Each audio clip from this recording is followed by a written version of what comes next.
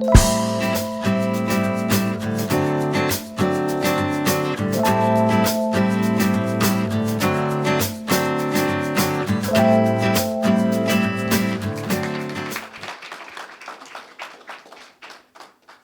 is the clicker here. Yep.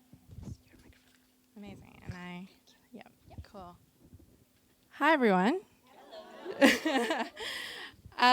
So in a couple seconds, I'm going to show you guys a quote on the screen. And I just want a quick show of hands as to whether you've seen, heard, or read this quote at any point before. You ready? Sweet.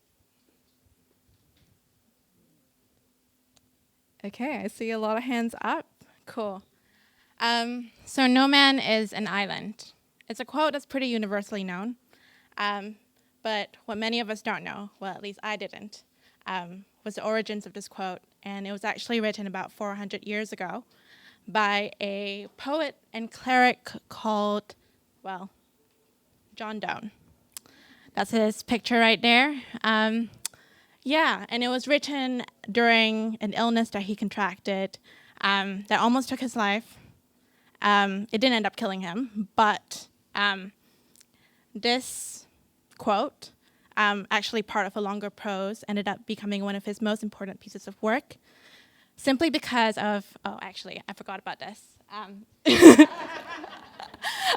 It ends up being one of his most important pieces of work because of how much it speaks to humanity and the importance of human connectedness and community, especially during tough times. And we saw this during COVID, right? The more that we were asked to be isolated, the more we found creative ways of being connected and finding a sense of community. And I feel like the word community is such an interesting word to me, just because my career has kind of revolved around it. I'm the community management lead at the Attention Seeker, and I manage a growing team of 4 community managers. And our role every single day is to be in communities. Be in communities, listen to them, and try to understand them so that the brands that we work with can serve them better. And yeah, in doing this, we realized pretty early on 2 things. 1, building a community is easier said than done. Yeah, and so insightful, right?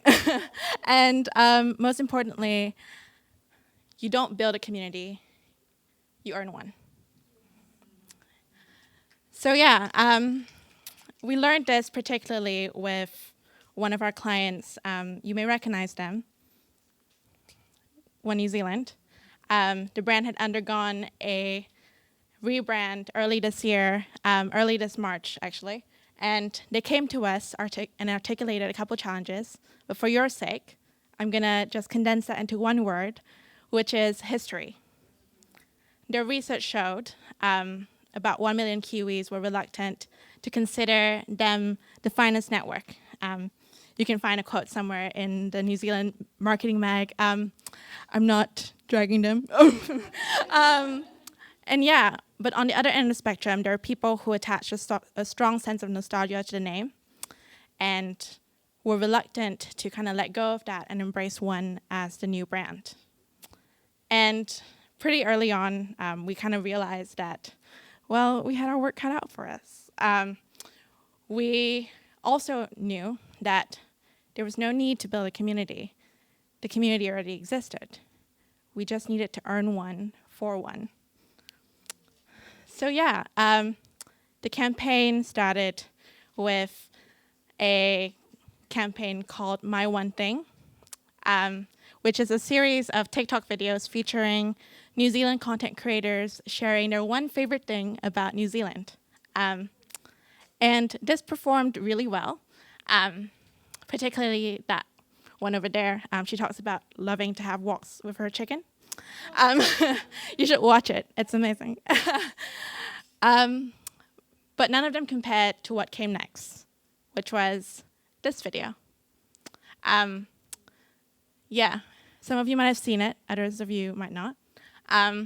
But this was a Jimmy Kimmel style mean tweets video featuring the One New Zealand staff reading out, they weren't prepped or anything, reading out actual mean comments left about the rebrand.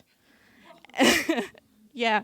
Um, they took it on the chin. They were great sports. And this video ended up being one of the most engaged TikTok ad videos worldwide at the time. I'm pretty sure another video has overtaken it now, but that, as is on social media, yeah. And yeah, and my role here was to reply to as many comments as possible, and also in a singular voice for the brand. And yeah, at first people weren't really used to it. They were like, why is the brand talking to me like this?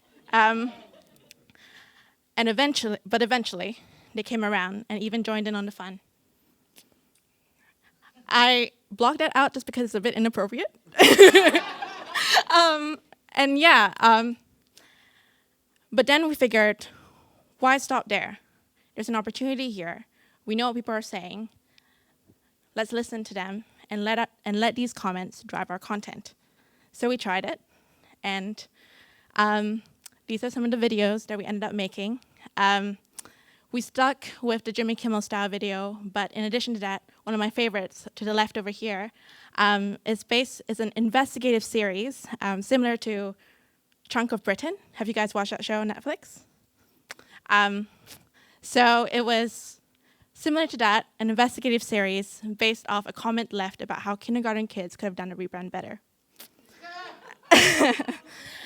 And in addition to that, we also leaned into conversational themes that we knew were really prevalent within the community. Spot the OG versus bandwagon One New Zealand Warrior fans. Any Warrior fans here? Yeah. And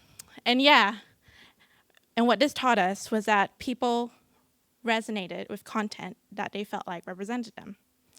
All of these videos did so much better, well above the rest. And it was really interesting because it ends up really, really like launching our strategy for the rest of the rebrand. And yeah, the next one, I'm not gonna take credit for that. It's all the One New Zealand team, but it's also another example of them leaning into a kind of feeling that our community had. It was a network banner change. And this is just a couple of examples of, well, people responding to that.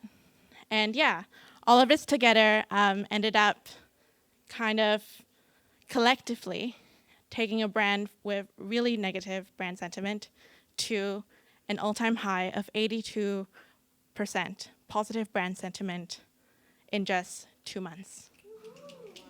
Yeah. In fact, Meta even made a brand lift study that showed a 4.1 uptick in brand affinity, which tells you whether people like your brand or not, which is a success considering that the telecom norm worldwide is 0.9. So, yeah, goes to show, no man is an island. We all rely on each other, and it's similar with brands. We all need community to thrive, and so the only reason that we got this kind of success, these results, is because we leaned into our community. We didn't try to build a new one, and we did everything that we could to earn them. Yep, and that's me.